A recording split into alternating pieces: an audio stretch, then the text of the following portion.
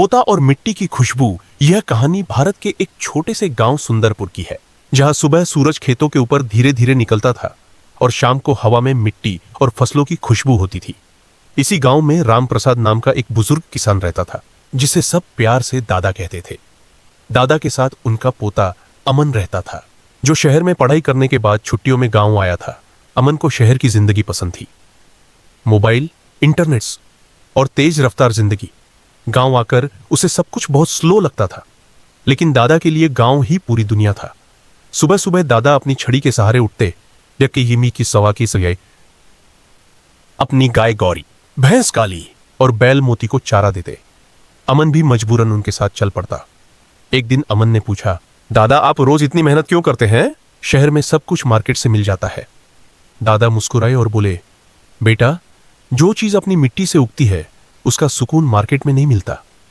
उनके खेत गांव के बाहर थे, कहीं गेहूं, कहीं चावल और एक कोने में सरसों की पीली फसल हवा के साथ लहराती थी। अमन ने पहली बार देखा कि कैसे दादा फसलों को पानी देते समय हर खेत से बात करते थे, जैसे वह जिंदा हों। दादा कहते, ये फसलें भी परिवार जैसी होती हैं, प्यार दो तो भरपूर फल देती हैं।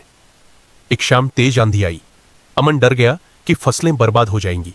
दादा ने तुरंत बैल मोती के साथ मिलकर खेत के किनारे मिट्टी बांधनी शुरू कर दी। अमन भी उनके साथ लग गया। रात भर दोनों मेहनत करते रहे। सुबह जब सूरज निकला तो फसलें बच चुकी थीं। उस दिन अमन ने महसूस किया कि यह सिर्फ खेत नहीं, बल्कि दादा की पूरी जिंदगी थी। गाय, भैंस, बैल और फसल सब एक दूसरे से जुड़े हुए थे। अमन ने दादा से कहा, दादा, मैं शहर वापस जाकर भी गांव को नहीं भूलूंगा। दादा की आंखों में चमक आ गई।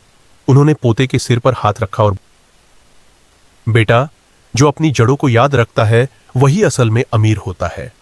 जो इंसान मिट्टी, मेहनत और अपने बुजुर्गों की कद्र करता है, वही जिंदगी का असली सुकून और सफलता पाता है।